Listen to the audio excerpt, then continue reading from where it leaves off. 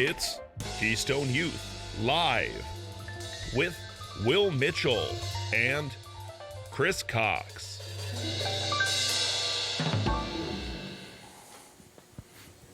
Well, good evening, and welcome to the 4th episode of Keystone Youth Live. That's this many. 4 of them. That means 4. We've had 3 relatively successful weeks. They haven't kicked us off the air yet. I know. Our I don't show know who hasn't they been canceled are, yet, but it's probably like the elders. I know. It's awesome. Well, I'm your host, Will Mitchell. And I, of course, am the other one, Chris Cox. Today's fun fact, dogs. They exist. It's a great fun fact, Chris. You know, actually, speaking of it being our 4th week, Yeah? some of our viewers might notice if they tuned in last week that we are significantly older than we were last week. Yes, the importance of moisturizing is really, I think, very clearly stated between last week and this week. So wear your sunscreen, at least SPF 30, SPF 15, even if you're indoors. As someone who has managed to get sunburned indoors before. Hold on, is that a true story? That is a true story, 100%. It was in an honors math class in high school, which doesn't make things better, and it was February, and I got a sunburn indoors because I sat across from a window, and the beam came in at such an angle that it could only hit me, and it couldn't hit anybody else. That's pretty impressive, actually. Yeah, no, the sun super hates me. Oh, yeah. man. I'm not going to comment any further on that. Mm-hmm. But in all seriousness, last week, our students took over, and they did a phenomenal job. A wonderful job. Wonderful job. And honestly, they went faster than we did. They did. That youthful vigor, I think, really helps. I know. I was impressed. So we have something new to live up to. Yep, exactly. So, they set the bar. But I'm really excited for this week's show. Here's what's coming up tonight.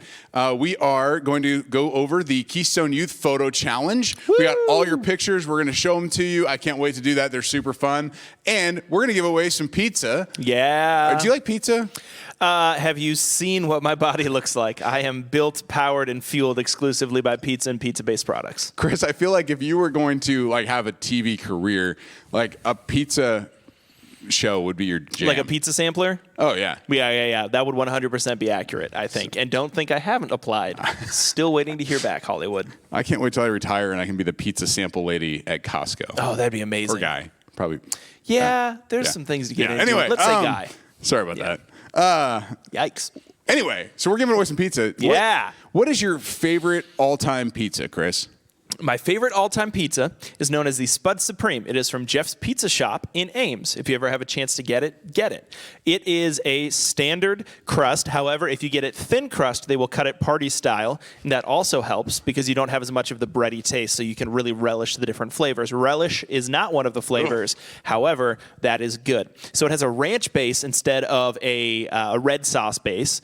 It has hash browns, cheese, bacon, and then green onions that they dice up. So it's kind of like a baked potato, and they give you little sides of sour cream if you want to put it on there. But honestly, with the ranch, you're fine. So that got me through a lot of college. So it's literally like it's a baked potato pizza. Yeah. And potatoes. Mm-hmm. And cheese. Yeah. It's amazing. It sounds really, really good. It's wonderful. It's got all your main food groups. We are not giving away any Spud Supreme. No. But we are giving away a gift card to our first place team. And by team, I mean family. So we had a bunch of families that got together. They did this. It looked like it was fun from the pictures. Yeah. I don't know how hard it was to actually make this happen. But without further ado, I think we should start looking at some of these photos. Let's get into it. Yeah. Yeah, absolutely. So we are going to divide up our photos into a couple different categories. The first category is 0 to 600 points is the first category. And from those, we're going to show a couple of those submissions here on the screen behind us. Yep.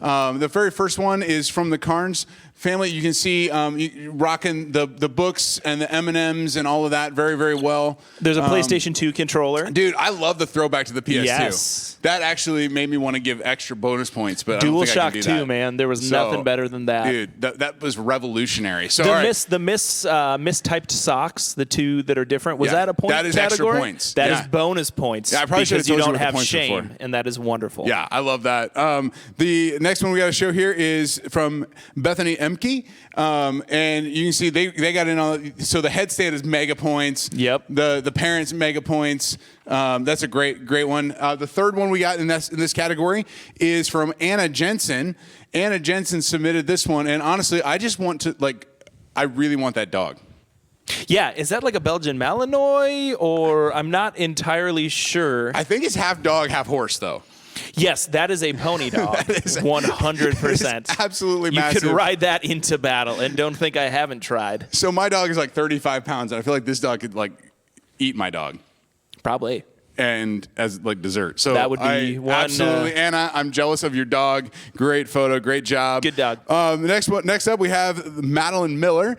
Maddie, they got their picture taken outside here, so there's bonus points for outdoor picture. We got some Kirkland bath tissue. That's like, by the way, the real reason we did this is we want to see who has the most bath tissue, because whoever has the most toilet paper, that's whose house I'm going to if things go bad. It's true. You are now a crisis center for us. Yeah, and if you don't know, toilet paper was a per roll point value. Yeah, and those look like 6-packs. Yeah, there's 3 of those, so that's 18 right there. Mega points. Baby pictures worth some good points. I love that one. Our winner in this category, though, in the 0 to 600 points, is this next photo, and I love this one. Yeah. Here you go. This is from Mackenzie Hinton. You've got the rollerblades. You've got the Nintendo Switch controller. Look at the stack of Bibles. That's Look a lot at that of stack of Bibles. The more Bibles, the more points. Bibles and toilet paper are the two most valuable things that you can put in these pictures. And it's you true. You got them for days. So great job, Mackenzie. We're going to go into our next category, which is the 6 to 800 point range. Oh, yeah. So 6 to 800 points. Hey, who's that guy? Yeah, this is mine. Considering like I came up with this challenge, I feel like I should have scored. It's not even me. I feel like. Yeah. But I feel like our family should have probably done better, but we were running a little low on toilet paper. Hey, man, next quarantine. We were running There's low on always toilet next paper, time. not on Bibles, though. No. Because in the past, there's 27, if you want to count. I see ESVs, I see ESVs and KJVs and NIVs. and CSBs and we got all the Vs. LOLs. All the Vs. So a little Chamber of Secrets action going on there. Absolutely. That's little a favorite Harry book. Potter, yeah. Favorite book. So you got the dog in there, the sister with the matching jammies. The mismatched socks on the hands. Yeah. That is smart. Because, I mean, if she put them on her feet, we wouldn't be able to see them. You wouldn't. Now you can put them on the feet, of the child that you are hoisting. Who has However, no socks. That would have maybe deafened some of the smell. Anyway, all right, we got to move. It's all good. It's all good. Next up is a submission from Elise and Samara Drew. Yes. The Drew family is rocking it out here. They got that stroller is all decked out. It used to be that you'd put like chrome all over your stuff. And now spinners now and you all just kinds toilet of paper it. Yep. So that is like just a ball and stroller. So love that. I also love the shades going on here down here. It's a good look. I love it. Would have been even better if the dog also had shades. If you had the dog with next quarantine. Dude, that should have been like 100 points if you got your dog to wear sunglasses. Dude, doggles, they're awesome. Doggles. Is that a thing? Doggles, yeah. I didn't know that was a thing. I don't know All if right. that's a copyright term. We just keep talking. We got to move. But I like that one a lot. All right, next up is from the Prendergast. So Reagan submitted this one, and you can see that they even put their TP in a tower. Wow. There's no extra points for that, but maybe there should have been. Maybe Style points? Yeah, maybe next quarantine. Yeah, that'll be a thing. But we can great make job. that happen. And we told them, hey, you get points for wearing your rollerblades or skates. Look at this though; they're the only ones I think that wear a helmet. So great job, safety first, ladies and gentlemen.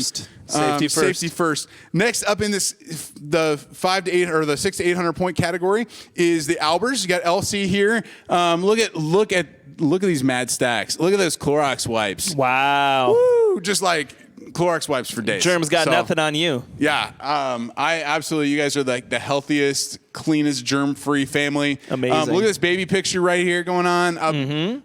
Big fan of the baby picture on the toilet paper. That's new. Maybe a new line for like Cottonelle or whoever makes that. Pampers maybe could start their own. I love it. Own line. I love it.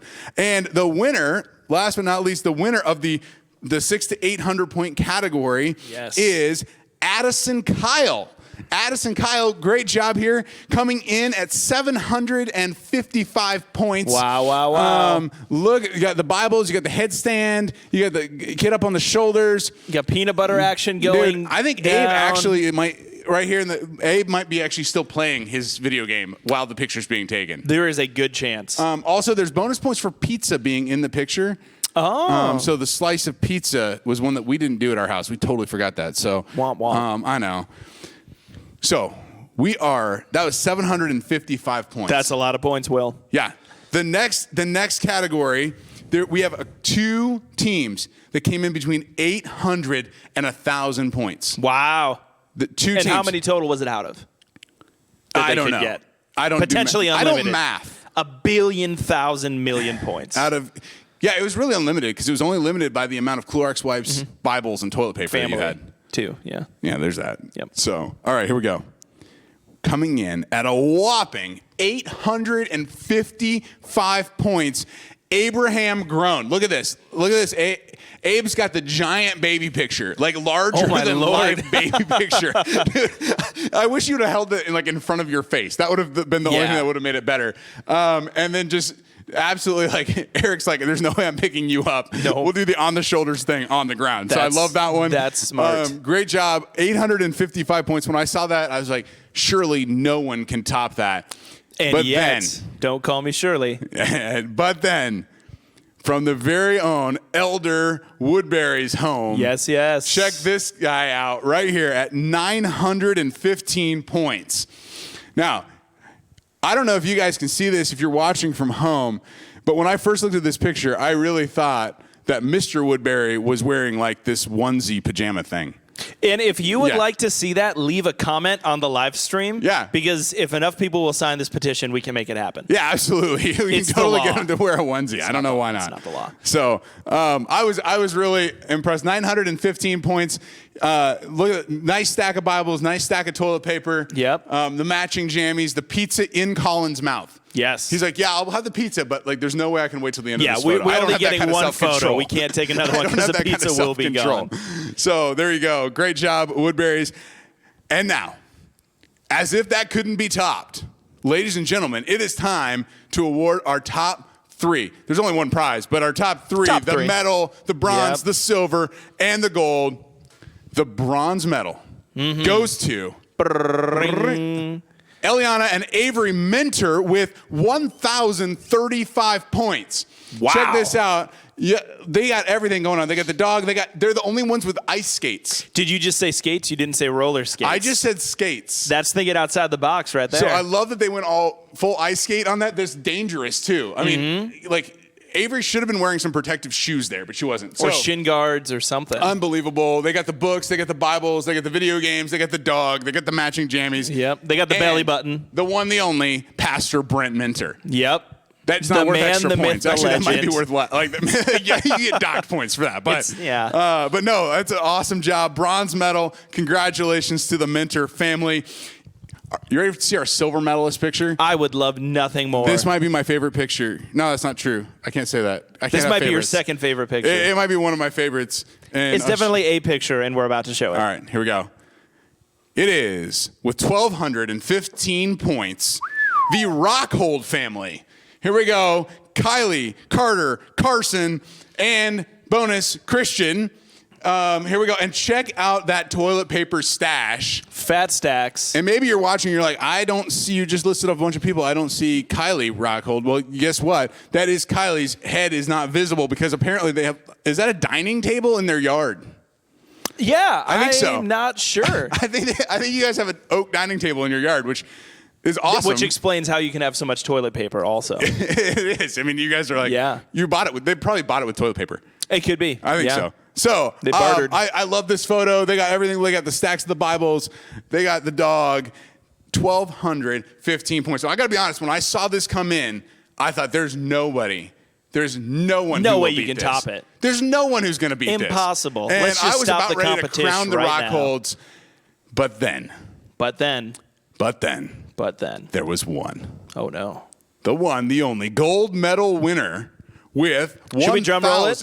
You can drum roll it. Okay, tell us the point totals. 1,380 points.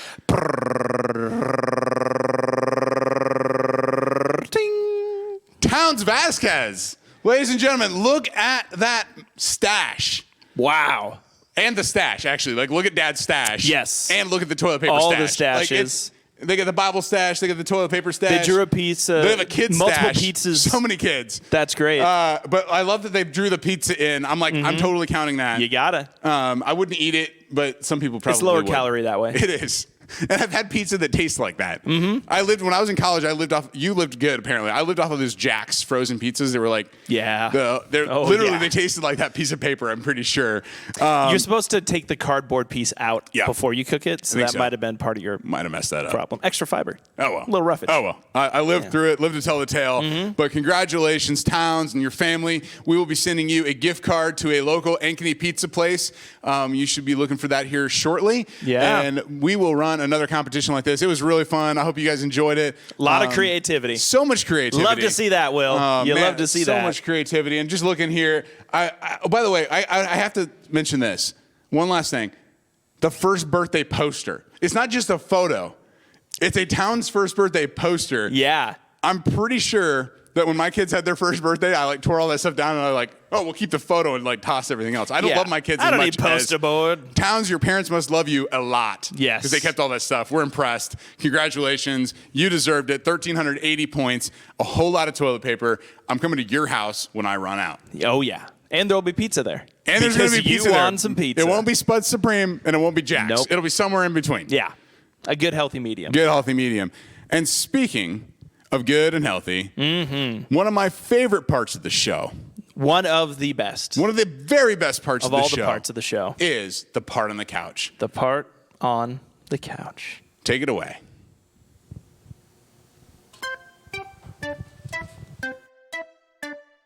This is the part where they go to the couch. They'll leave the desk and go sit down. This is the part where they go to the couch. Let's watch them sit down. All right. Well, this is the part on the couch. I am still Chris Cox, but I am joined here tonight by a very special guest, a guest that I've known for several years now, not just because we both have red hair, but not because of that, I wouldn't say. It's maybe a contributing factor. So we are joined by the one, the only, Holly Lukasavage. Hi. Now, some of you that know Holly also know Mark. They're a wonderful couple. They're great. You've been going here for how long now? How long have you been part of Keystone? 5 years. 5 years. So before it was even Keystone, back when it was still Cornerstone Church of Ankeny. So they've been here a while. They're great. They're a really great just family here in our church family. And something pretty important about that is, what is your job? What do you do, real quick? So I actually started the same time that we started coming here. I started a job as a mental health therapist. And I started in Marshalltown, and then I worked in Urbandale at a Christian counseling place for 4 years. And then in January, I started at the Cornerstone Counseling Center in Ames that Cornerstone Church started. That's great. So there's been a lot going on this last month plus, we all know. Mental health is very, very important. So what better way, whenever you have something go wrong or you're not sure about something in your family, you ask somebody in your family about what you should be doing. And we have someone here in our church family here. So Holly has very wonderfully and graciously decided to just share some things that she's seen during all this, and is just going to be giving us some good information and some good ways to kind of be dealing with this whole thing. So, I mean, let's start there. What have you been seeing this whole last month plus now? So I've seen that this pandemic has created unique obstacles for students specifically, but for just the general population. And I've noticed that one of those main obstacles is just purposelessness. A lot of students have a lot of extra time without a lot of structure and not a specific thing to do. And so it's just led to spinning wheels and not using time well. And I've also noticed just some numbing, like emotional, relational kind of numbing out. So just avoiding the anxiety that comes with so many uncertainties, or avoiding that broken relationship with someone in your family, a sibling or a parent or whatever. And kind of numbing out on video games, Netflix, TikTok, YouTube, just hours of doing nothing, or sleeping late, or not sleeping enough, or sleeping weird hours. And that numbing out feeling, when I say that, after you do something and you feel like you just ate like way too much Spud's pizza. No such thing. However, just as an example, that could happen. Maybe. So you just feel like that after you've consumed, 3 seasons of a Netflix show. Right. So what is what's the main danger of that? I mean, if there's all these things, we see this in the medical world. If you're about to go under surgery, they'll numb you. They'll give you something so you can't feel pain. So why is that maybe not actually a good thing? Yeah, I think it just doesn't help you grow. And I think God wants you to flourish and learn from your experiences. And if you're just numbing out, you're not able to enter into that that anxiety or that pain or whatever in order to learn and grow from that. Yeah, so it's a way to control it kind of on your terms. Right. Right. Yes. Okay. So what else have you seen kind of through all this? I've also seen that it's really provided an opportunity for you guys as students to have a lot more time where you could do tons of different things that maybe those choices are just kind of overwhelming. But one of the main things that I really wanted to talk about tonight was the idea of rest. And because I think our culture really stinks at that. And I've also seen that a lot of students are just doing a million things and going from one thing to the next to the next to the next. And so when so many things have just been canceled very abruptly, you have an amazing opportunity to rest. And so I just wanted to give kind of some examples of what that could look like and maybe stretch the idea of what rest can look like. Sure, yeah. And so the difference between after you rest, how you feel happy and energized and refreshed versus that numbing out kind of like, feeling, which is very clinical. Yeah. Ugh. You'll find that. It's in the textbook. So resting is almost kind of an active thing. It's not so much passive, just sitting there. There's a purpose behind it. There's a motivation. There's an intention that when rest is done, then comes work again, et cetera, or something like that. And then comes action. Right. And I think that numbing out is like the lack of intention. So the watching 5 seasons of something, that's not intentional. But if you're intentional, like, oh, let's have a family night and a movie night and we're going to watch this movie or we're going to watch, this season of a show, and that's like an intentional thing, that's different. So it's kind of rest is taking relaxation, but giving it a purpose and giving it a good reason. Okay. So one of the examples is just having fun. So if you are, if they play a sport or play an instrument and they're really working on improving that. And so in this season, you don't have to. You have like months off of school. And so just doing that for fun could be really refreshing and energizing. They could also try something new. And don't be afraid to fail with this. I have tried baking multiple times over the last 5 years and have had smoke coming out of the oven and having to call sister-in-law. And I've also tried knitting and that failed miserably. I hated it. It was not refreshing.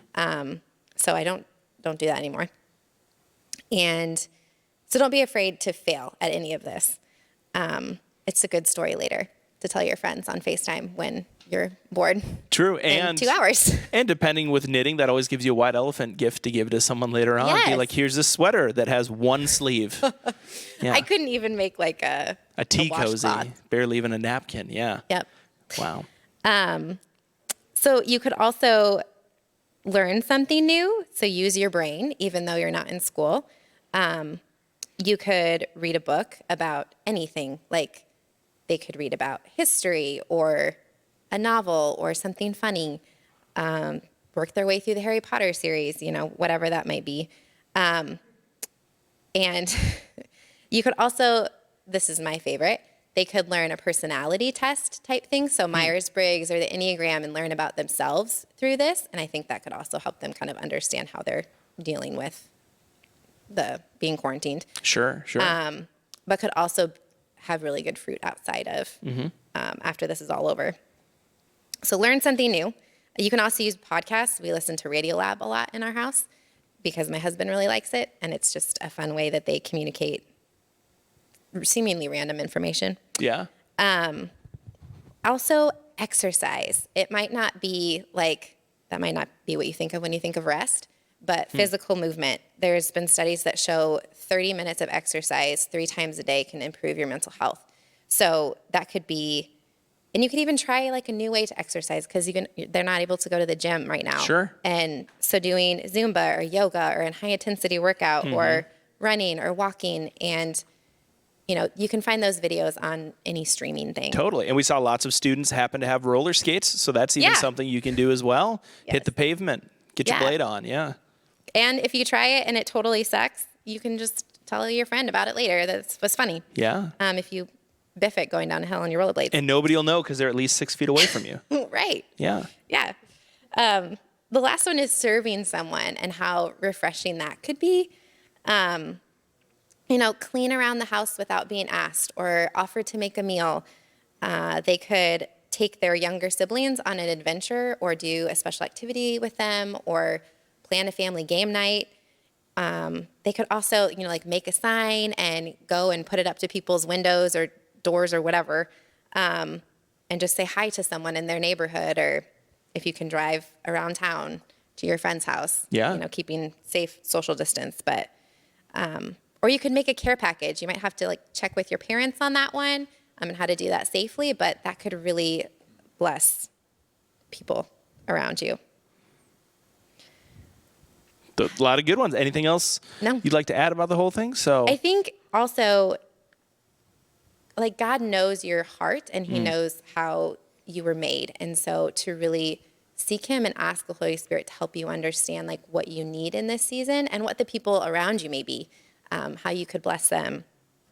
And I think that could look like going to your room and just listening to worship music and, or reading a psalm or whatever you're reading in your Bible, and just sitting quietly and just waiting for him to show you or tell you what that might be. And you can also talk to your connection group leader or your parents or chat with one of your siblings about it and see maybe what you already have done and what you've liked or what you haven't liked and what interests you more. So a lot of good steps right there. So I'm hopefully, after tonight, feel free to just come back to the stream, write down some of these things. I'm sure we'll even be sending out some of these tips, some of these resources and all that. If you're looking for a good way to relax, Right Now Media, we have access to that through Keystone. There's a lot of good things on there. And thanks for joining us tonight, Holly. Is there anything else that you'd like to share before we close out? Okay, great. So I'm going to close us out in prayer, and then we'll be right over to the desk. So if you'd like to bow your heads with me. Great. Well, God, we thank you that you have given us an ability to not just work and to toil, but that we also have a chance to rest. And sometimes we just don't know what that is and what that looks like and how to rest well, God. But we know that you rested too. It says on the 7th day, after you had created everything, you had spent 6 days of creation, and you said that it was good, and you rested in that. And you enjoyed that completeness, God. And we're no greater than you, so we need to learn how to rest. And we know how to rest in you, God. We have that ability. And I pray that you'll just be with us this week through this whole situation, all the ups and downs, all the unknown and uncertainty, God. You are still good, and you are still faithful in it. And just that you would be using this as an opportunity to be guiding us like a lighthouse, using it to guide us back to you over these stormy waters. So, I just pray that rest is something that we all can be thinking of, that we can all be looking to practice and what it means, how it glorifies you to rest well, God. Amen.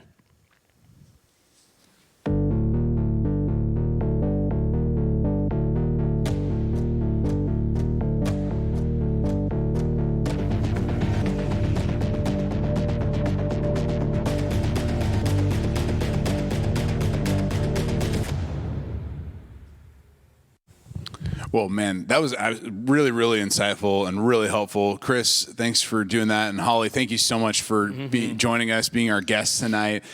So much wisdom and just so many practical little things. And I would, like you said, I would encourage you, go back. If you didn't write down the ideas that you heard and some of those things, go back and check some of those out. And you're going to be glad you did. Yeah. One of the things that Holly said that really got me thinking was when she just talked a little bit about how in all of this, sometimes there seems like there's a lack of purpose. Yeah. And when I was thinking about what character and like went into the unknown from the standpoint of, man, a lack of purpose, there was one name that came to my mind and it just kept coming back to my mind. And so tonight we're going to look at the person and the book of Esther. So we're going to look at the person of the book of Esther. And if you don't know where Esther is, if you open your Bible right to the middle, you're probably going to land in Psalms. And if you go backwards, 2 books. So it's Esther, Job, Psalms. That's going to be the book of Esther. And so that's where we're going to be. I'm going to try to give you a recap really, really quick, just so you understand the story. And then I'm going to try to draw out just a couple of, I think, really helpful lessons for us from the book of Esther. So the book of Esther is a book that begins about 100 years after the nation of Israel, which is God's people, they'd fallen into sin, they'd been captured, they'd been carried away out of their land, and now we're 100 years into that captivity, and some of the people had returned, but a whole bunch of them were still living there. And so, and where were they at? They're still living, they're under the rule of the Persians, and so they're still living there. And the book of Esther is broken down.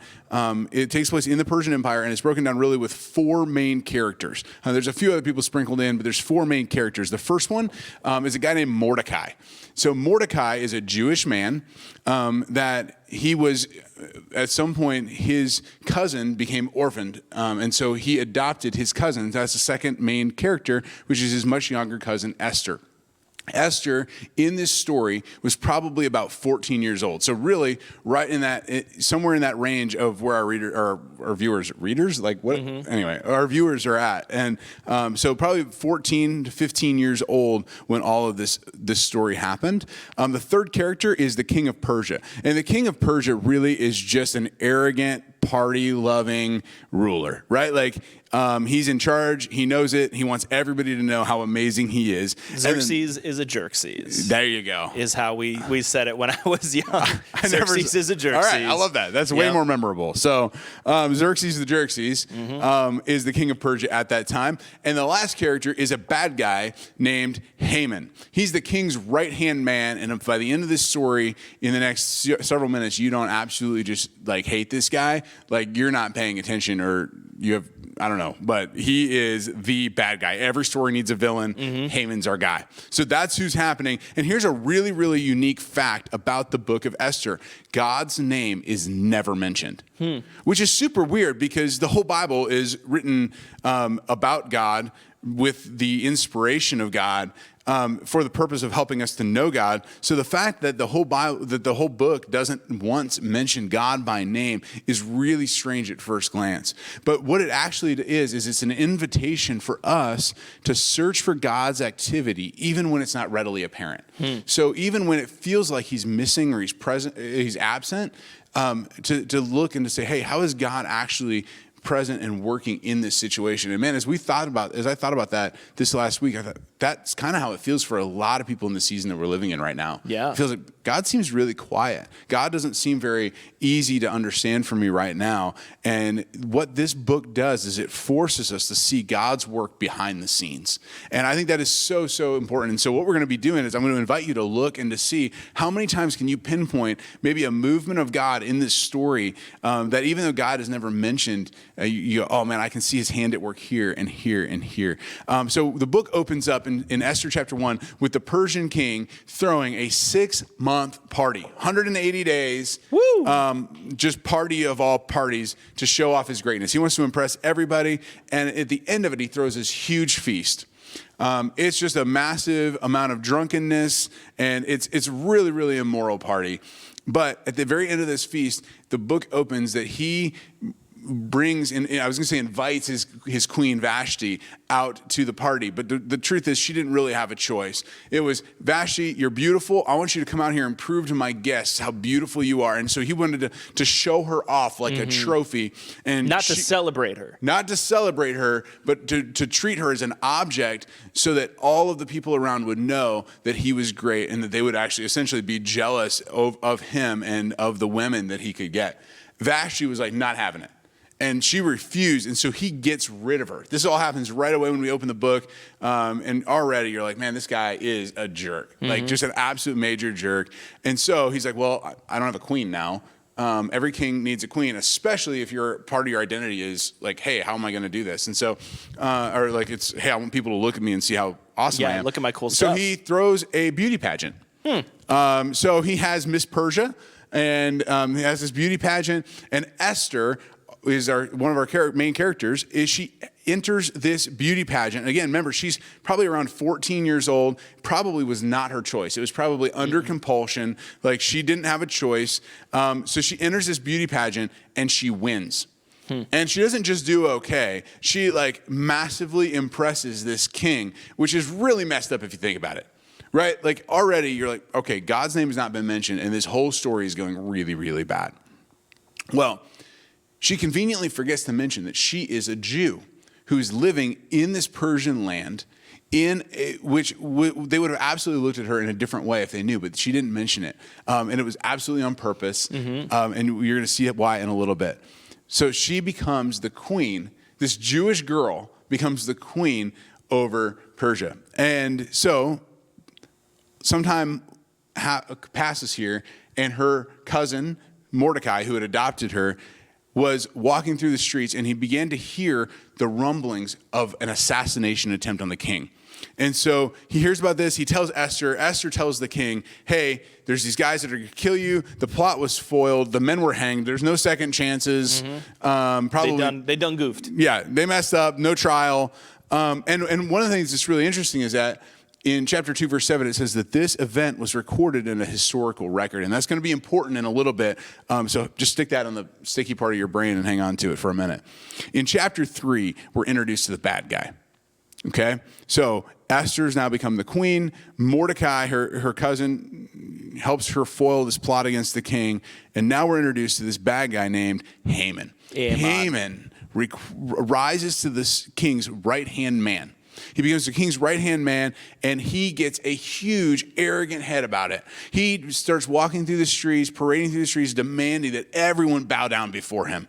Everyone needs to bow down. And there was one guy who wouldn't bow, and it ticked him off.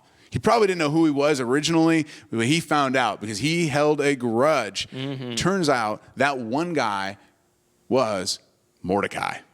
Mordecai was that guy, and he refused to bow down to Haman, and it made Haman furious. Haman starts figuring out, how am I going to get rid of Mordecai? You know what? Mordecai's a Jew. I don't want to just get rid of Mordecai. I want to get rid of everyone in his entire nation. I want to annihilate the Jewish race. He hated Mordecai so much he was willing to kill as many people as he had to make sure that he was never disrespected again. So Haman convinces the king to sign a decree to have all the Jews killed. He convinces him it would be some good business decision. And the king, remember, he's not super smart. He just likes to party. He's not a great guy. He's like, okay, if you tell me it's a good idea, I'll do it. Signs it into law. And this is where the story gets crazy. This is where the story just goes absolutely crazy, because Mordecai hears about it. He goes and he tells Esther, he's like, you have to tell the king. So you absolutely have to tell the king, because if you don't, I'll be killed. You'll be killed. And everyone in our race will be annihilated. He's like, you have to do something.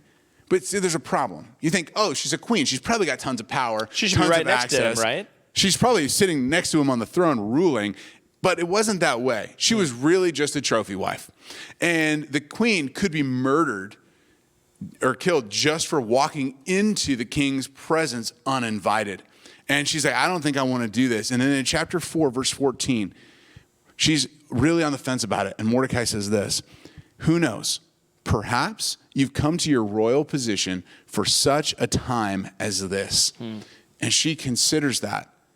Maybe there's a purpose bigger than me. Maybe there's a reason beyond just the gold and the jewelry and the living in a palace for why I'm here. And so she says bravely in verse 16, I'll go. And if I perish, I perish. Right? It might cost me my life, but I'm going to do it. And she takes a huge risk here and steps in. And here's the way she does it. She's really creative. She walks in, and remember, she could have been killed, but she offers to throw them a feast. She's like, hey, I'll throw you a banquet. King, Haman, come to the banquet. They're like, well, we like food, we like drinks, let's Yeah. go. And so the king and Haman come, and they are super excited about it. All of a sudden, she has an audience with the king. But she doesn't tell him what she wants. She invites him again. Hey, how about you come back again and I'll give you another banquet? More food? More drinks? Yeah. All right, 2 sweet. for 2. Let's make it So happen. the king's good with it, rolls on, right? All of a sudden, the king is having a great time. He's loving Esther. Haman's feeling really great about life. But then Haman sees Mordecai again, and he can't even wait till the date when they were supposed to kill everybody. He's like, I got to get rid of this guy. And he's just so angry. And then in chapter 6, everything changes. In chapter 6, the king couldn't fall asleep. He had a little bit of insomnia going on, which I've had some of that with this whole COVID thing. I can't sleep either, so I get it. And you know what cures insomnia? Sleeping. History books. History books. Oh, man. Like, there's nothing that'll put you to sleep faster. So the king starts reading through the historical record, and what does he find but this record of Mordecai saving his life? And coming out of that, he says, you know what, Haman? We're going to honor Mordecai. And I'm going to make Mordecai, or I'm going to throw Mordecai a parade, and Haman, you're going to lead him through the streets. And that's what they did. And it was the beginning of Haman's downfall. Haman is humiliated, leading Mordecai through the streets. And then the very next day, she throws this banquet, and she says to the king, who we see in chapter 7, she tells the king that Haman has actually tricked you into signing this order to murder me. Look at what it says. It says, Queen Esther answered, if I've found favor in your eyes, your majesty, if the king is pleased to spare my life, this is my request. Spare my people. This is my desire. And look what happens in verse 4. My people, she starts to actually explain it. My people have been sold into destruction, death, and extermination, right? Like, we're all going to die. If we had merely been sold as male and female slaves, I would have just kept silent. Slavery is not the thing, it's the murder. Indeed, the trouble wouldn't even be worth burdening the king. And then look at the next verse. The king was so angry, he ran out immediately and had Haman executed. And the rest of the story unpacks how they went and unwound this decree to say, hey, no longer are the Jews going to be killed. In fact, it became known far and wide that the Jews were to be feared and to be left alone. And all of a sudden, they went from being these people on the edge of extermination to now, Haman, our bad guy, is gone and dead. And the Jews have risen to this place where everyone fears them. And Esther is honored. Not only that, Mordecai actually gets Haman's old job. And now, if Haman was alive to see it, he would have just been rolling over in his grave, right? Mordecai gets promoted. Esther is honored. The people of Israel live to fight another day. And let me give you just a couple of key themes in this book, okay? Just a couple of key themes here that I think will help us as we move into just asking, like, man, is God silent? Is God absent?